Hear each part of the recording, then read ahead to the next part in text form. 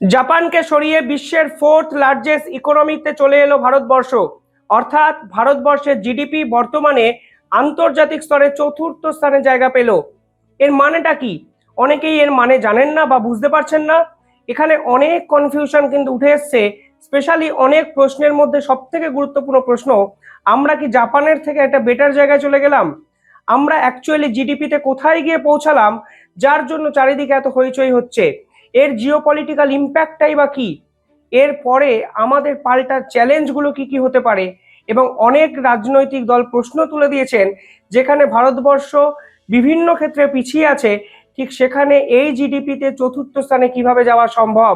একাধিক প্রশ্নের উত্তর আজকের এই ভিডিওতে আপনাদের দেব। আপনারা দেখছেন দ্য ইন্ডিপেন্ডেন্ট বেঙ্গল। ছোট্ট একটা অনুরোধ, যারা এই ভিডিও দেখছেন চ্যানেলটিকে একটু সাবস্ক্রাইব করে দেবেন, তাহলে পরবর্তী জিওপলিটিক্যাল সমস্ত ভিডিওর আপডেট আপনারা খুব সহজেই পেতে পারেন। দেখুন, এবার আসল কথায় ফিরি। কালকে নীতি আয়োগের সিও পরিষ্কার জানিয়ে দিয়েছেন, আমরা জাপানকে সরিয়ে জিডিপির লিস্টে চতুর্থ স্থানে পৌঁছে গেছি। অর্থাৎ বিশ্বে এই মুহূর্তে চতুর্থ largest economy, fourth largest economy হলো ভারতের। আমাদের আগে আছে ইউএসএ, যাদের ইকোনমিক্যাল ভ্যালু $28 ট্রিলিয়ন। এরপরে আছে চীন, যাদের ভ্যালু $18 ট্রিলিয়ন। পরে আছে জার্মানি, $4.5 ট্রিলিয়ন। এবং আমরা চতুর্থ স্থানে উঠে এলাম এবং জাপানকে মার্জিনালি বিট করলাম। এই মুহূর্তে ভারতবর্ষের টোটাল জিডিপির পরিমাণ $4.187 ট্রিলিয়ন এবং জাপান একদম পিছিয়ে আছে $4.186 ট্রিলিয়ন। এর মানেটা কি? এই মানেটা বোঝার আগে আমি একটু আপনাদের বলতে চাই, ভারতবর্ষ ঠিক কি কি উপায়ে এই জায়গায় গেল এবং আমরা জাপানকে অতি স্বল্প সময় বিট করতে পারলাম। দেখুন, আইএমএফ কিছুদিন আগে একটি প্রেডিক্ট করেছিল। সেখানে বলা হয়েছিল ভারতবর্ষের জিডিপি গ্রোথ কিন্তু উল্লেখযোগ্য হারে বাড়তে শুরু করেছে। 2025-এ ভারতবর্ষের জিডিপি গ্রোথ হবে 6.2% বেশি এবং 2026-এ এই গ্রোথ গিয়ে দাঁড়াবে 6.3% বেশি। যদিও নিন্দুকরা বলেন 2023 এবং 24 সালে আমাদের এই জিডিপি গ্রোথের পরিমাণ ছিল 7.6%। অর্থাৎ প্রতি বছর জিডিপি বাড়ার থেকে কিছু ক্ষেত্রে কম হওয়ার ফলেও আমরা লার্জেস্ট ইকোনমিক্যাল জায়গায় কিন্তু চলে যাচ্ছি। এবং এর পিছনে রহস্যগুলো কি? দেখুন, এক্ষেত্রে 5টা পয়েন্ট আছে। এই 5টা পয়েন্ট যেহেতু ভারত সরকার অত্যন্ত ডিসিপ্লিন ওয়েতে মেনটেন করার চেষ্টা করছে, তার এফেক্ট কিন্তু লার্জেস্ট ইকোনমিক্যাল সেক্টরে ভারতবর্ষ পাচ্ছে। প্রথমে হলো strong domestic reforms. Bharatvarsha GDP, Aadhaar link, digital payment, এমনকি PLI scheme, corporate reform, labour law, বিভিন্ন সেক্টরে এত বদল এনেছে এবং দ্রুত গতিতে বদল এনেছে। এর ফলে কিন্তু অনেক বেশি রেভিনিউ ভারত সরকার কালেক্ট করতে পারছে, যা কিন্তু এই লার্জেস্ট ইকোনমিক্যাল যে লিস্ট সেখানে কিন্তু এগিয়ে যেতে সাহায্য করছে। স্পেশালি লেবার ল, যেখানে ভারতবর্ষ কর্পোরেট লেবার ল একাধিক বদল কিন্তু বর্তমান সময় নিয়ে এসছে, যা আন্তর্জাতিক অনেক দেশে কিন্তু আনেনি। অর্থাৎ জিএসটি কালেকশন, লেবার ল, আধার লিঙ্ক, ডিজিটাল পেমেন্ট, সমস্ত ক্ষেত্রে ভারতবর্ষ শেষ 5-6 বছরে একটা রেভলিউশন আনার চেষ্টা করছে। আপনারা নিজেরাও বুঝবেন, আপনারা সকলেই হয়তো বর্তমানে অনেক বেশি জিপে বা ফোনপে ইউজ করি। এর ফলে রেভিনিউ কালেকশন অনেকটা দ্রুত গতিতে বেড়ে যায় এবং এর এফেক্ট কিন্তু জিডিপিতে গিয়ে পড়ে। পাশাপাশি সেকেন্ড যে পোর্শনটা নিয়ে একটু আলোচনা করতে চাই, তা হলো এক্সপোর্ট অ্যান্ড সার্ভিস বুম। দেখুন, বর্তমানে আইটি, ফার্মা এবং বিভিন্ন সার্ভিস ওরিয়েন্টেড জবে ভারতবর্ষ কিন্তু অনেক আন্তর্জাতিক শক্তিকেই ছাড়িয়ে গেছে, যা ভারতবর্ষের জিডিপি ওরিয়েন্টেড ইম্প্যাক্টকে কিন্তু আরো জোরদার করেছে। সেকেন্ড, ভারতবর্ষ একাধিক দেশের সঙ্গে বিভিন্ন ট্রেড এগ্রিমেন্ট করার চেষ্টা করেছে। যেমন ধরুন, ইউরোপীয় ইউনিয়ন, ইউএসএ, ইউএই, অস্ট্রেলিয়া, বিভিন্ন দেশের সঙ্গে ব্যবসা বাণিজ্য কিন্তু অনেক বাড়িয়ে ফেলেছে ভারত শেষ 5 বছরে। আরো স্পেসিফিক্যালি যদি বলি, ফরেন ইনভেস্টমেন্ট কিন্তু আগের থেকে কয়েক গুণ বেশি এসছে, যার সরাসরি ইম্প্যাক্ট কিন্তু জিডিপিতে গিয়ে পড়েছে। অর্থাৎ এফডিআই এর পরিমাণ বাড়ছে। ফরেন ইনভেস্টমেন্ট যদি দেশের অর্থনীতিতে সরাসরি চলে আসে, তাহলে এর এফেক্টটা কিন্তু লার্জ স্কেলে হয়। বাংলাদেশে কিন্তু ফরেন ইনভেস্টমেন্ট কমছে, ফলে ওদের অর্থনীতি কিন্তু এই রেটগুলো, গ্রোয়িং রেট কিন্তু কমতে শুরু করবে। যে দেশ যত বেশি সন্ত্রাসবাদ থেকে দূরে যায়, শান্তিপ্রিয় দেশে যায়, সেই দেশের ফরেন ইনভেস্টমেন্ট কিন্তু ততই বাড়ে।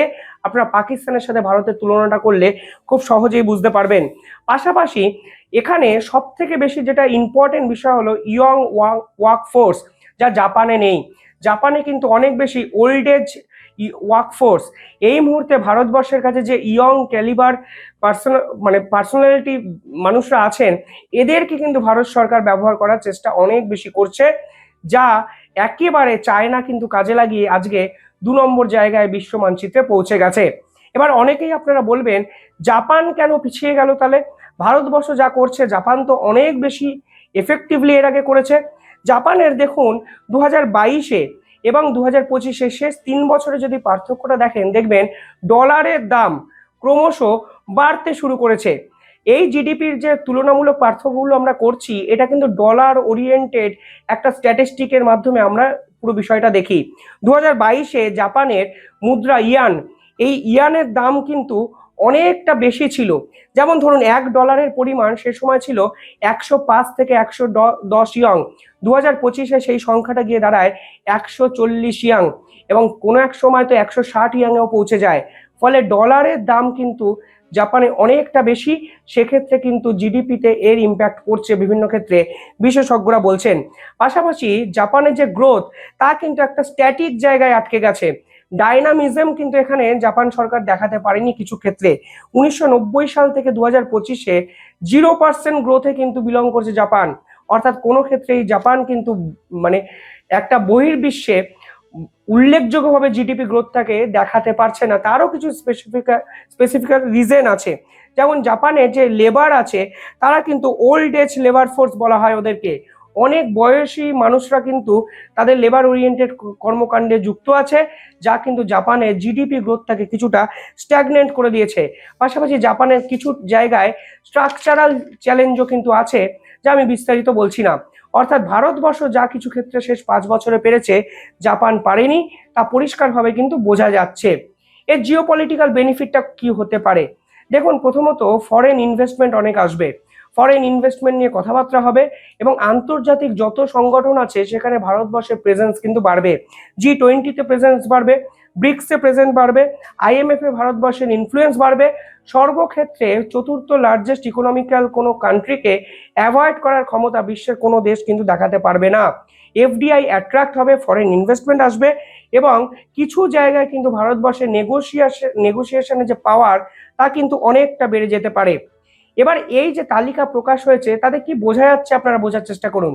পরিষ্কার বোঝা যাচ্ছে গ্লোবাল পাওয়ারের যে শিফট, তা কিন্তু এশিয়ার দিকে ধাবিত হচ্ছে। এই যে লিস্টিং তৈরি হয়েছে, সেই লিস্টে টপ 5-এ 3টে এশিয়ার দেশ, জাপান, ভারত এবং চায়না। এটা বোঝা যাচ্ছে আগামী 10 বছর যদি চীন, ভারতবর্ষ কিংবা জাপান এই রকম স্ট্যাটিস্টিককে মেনটেন করতে পারে, তাহলে কিন্তু গ্লোবাল পাওয়ার হাউসে পরিণত হবে এশিয়া। সেক্ষেত্রে চায়না +1, অর্থাৎ চায়না এবং ভারতকে একই জায়গায় রেখে ইউরোপ কিংবা আমেরিকা বিভিন্ন ক্ষেত্রে কিন্তু পর্যালোচনা করবে, এবং তাদের ডিসিশন নেওয়ার ক্ষেত্রে কিন্তু অগ্রাধিকার দিতে তারা বাধ্য হবে। পাশাপাশি একাধিক মাল্টি ন্যাশনাল কোম্পানি কিন্তু এই মুহূর্তে ভারতের দিকে আসার চেষ্টা করবে। যার সব থেকে বড় উদাহরণ কি বলুন তো? অ্যাপেল কিন্তু কর্ণাটক, তামিলনাড়ু ইত্যাদি জায়গায় তার সহযোগী পার্টনারদের দ্বারা বিভিন্ন কোম্পানি এস্টাবলিশ করে দিয়েছে। ব্যাঙ্গালোরে এত স্টার্ট আপ হয়েছে, যার এফেক্টটাও কিন্তু ভারতের জিডিপিতে কিন্তু কোনো ক্ষেত্রে পাওয়া যাচ্ছে বলে বিশেষজ্ঞরা বলছেন। পাশাপাশি এর একটা ব্যাকসাইডের গল্প আপনাদেরকে জানা দরকার। অনেকে প্রশ্ন তুলবেন, এতে কি আমরা জাপানকে ছাড়িয়ে গেলাম? সত্যি কি জাপানের ইকোনমিক থেকে আমরা অনেক বেশি সমৃদ্ধশালী একটা রাষ্ট্রে পরিণত হলাম? কিংবা যেভাবে ওয়ার্ল্ড ডিস্ট্রিবিউশন হচ্ছে, এটা কি সত্যি আমরা আমেরিকা এবং চীনের পরের জায়গাতেই চলে যেতে পারবো? বিষয়টা কিন্তু সেটা নয়। আমি আবার বলছি, এই ধরনের যে জিডিপি স্ট্যাটিস্টিক আমাদের সামনে এসছে, তাকে বলা হয় নমিনাল জিডিপি, অর্থাৎ প্রধানত ইকোনমিক্যাল সাইজকে গুরুত্ব দেওয়া হয়। যেহেতু ভারতের ইকোনমিক্যাল সাইজ অনেকটা বেড়ে গেছে আগের থেকে, ফলে এই লিস্টে আমরা চতুর্থ জায়গায় চলে এসেছি। এর মানে কখনোই আমরা জাপানের পার ক্যাপিটা কোনো মানুষের ইনকামকে ছাড়িয়ে যাচ্ছে এরকম নয়। অর্থাৎ একজন জাপানিজ বাৎসরিক যত টাকা রোজগার করে, একজন ভারতীয় কিন্তু বাৎসরিক সেই জায়গায় রোজগার করে না। দুটোকে এক সূত্রে বাঁধবেন না, এটা অত্যন্ত ইম্পর্টেন্ট একটা বিষয়। ভারতীয়দের পার ক্যাপিটা ইনকাম কত? অ্যাভারেজ বলা হচ্ছে পার ইন্ডিয়ান পার ক্যাপিটা, অর্থাৎ বাৎসরিক রোজগার করে $2880। সেখানে একজন জাপানি কত ইনকাম করে জানেন বছরে? সেটা হলো $33,900। অর্থাৎ ভারতীয়দের থেকে একজন জাপানিজ বছরে 12 গুণ টাকা বেশি রোজগার করে। ফলে ওরা অনেক বেশি কিন্তু সমৃদ্ধশালী এবং অনেক বেশি ডিসিপ্লিন। আমাদের ভারতবর্ষের অনেক মানুষের মধ্যে সিভিক সেন্সের কিন্তু অভাব আছে। জাপানের যদি আপনারা পাবলিক টয়লেট দেখেন তাহলে বুঝতে পারবেন আসলে ওরা নিজেদেরকে কোন লেভেলে উন্নত করার চেষ্টা করছে।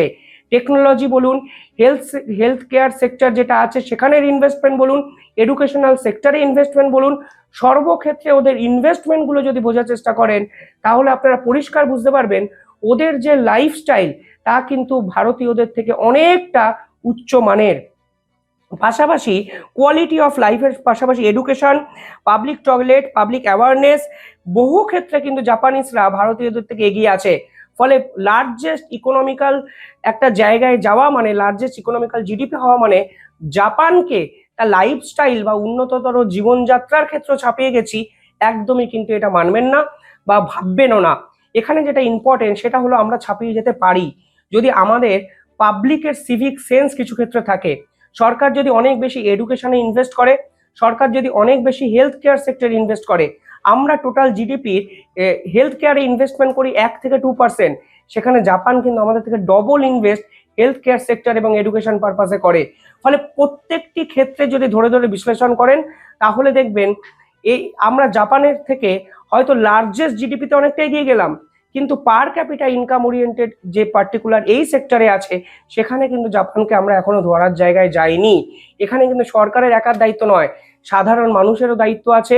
সাধারণ মানুষকে পরিষ্কার পরিচ্ছন্ন থাকতে হবে, কারণ এই পরিষ্কার পরিচ্ছন্ন থাকার সঙ্গে হেলথ কেয়ারটা একে অপরের সঙ্গে পরিপূরকভাবে কাজ করে।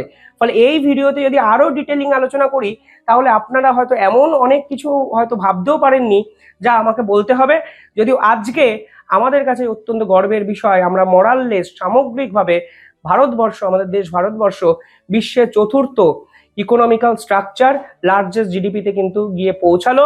আমাদের সামনে চীন, আমেরিকা এবং জার্মানি। হয়তো এই ধারাটা মেনটেন করতে পারলে আমরা তৃতীয় জিডিপিতেও কিন্তু পৌঁছে যাব। কিন্তু তারপরেও এত সব কথা বললাম কারণ ভারতীয়দের অনেক বেশি অ্যাওয়ার হতে হবে। কিছু কিছু জায়গায় অকারণে কিছু ভ্রান্তি থাকলে কমেন্টে জানাবেন, আমি নিঃসন্দেহে পরবর্তীকালে আরো একটা ভিডিও বানাবো। দেখতে থাকুন দ্য ইন্ডিপেন্ডেন্ট বেঙ্গল, কমেন্টে জানাবেন আপনারা কি ভাবছেন। ধন্যবাদ।